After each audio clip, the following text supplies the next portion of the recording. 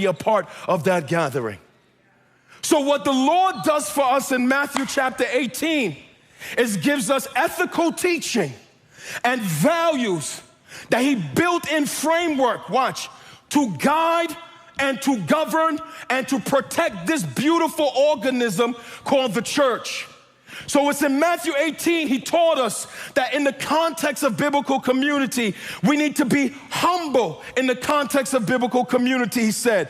We need to be childlike in the context of biblical community. We need to treat each other like we're talking to Christ in the context of biblical community. We need to not cause each other to sin in the context of biblical community. We need to deal aggressively with our own sin, so we don't hurt ourselves and then we hurt others in the context of biblical community. We need to not despise other brothers and sisters and see the value in brothers and sisters. And we need to go after other brothers and sisters when we see them straying from the context of biblical community. So the Lord built in all of these metrics that we will protect ourselves from hurting ourselves and protect ourselves from hurting people. But what the Lord gives us next is probably at the pinnacle of how we protect ourselves from hurting ourselves. After he says, be childlike.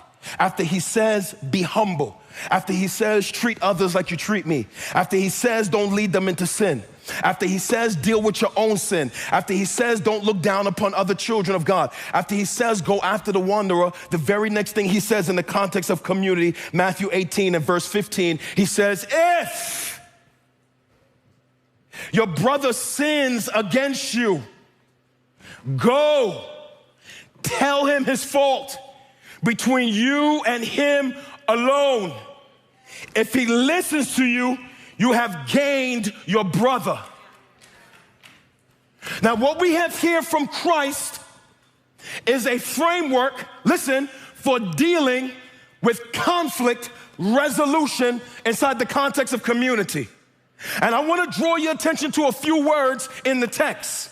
The first word I want to draw your attention to is the word if.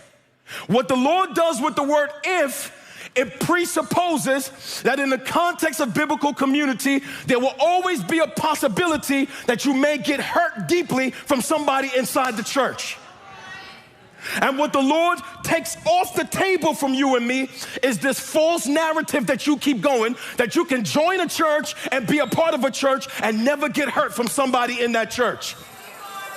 So there's a lot of us who come into gatherings and then be a part of gatherings, and you think because the people are supposed to be holy, I will be here for weeks and I'll be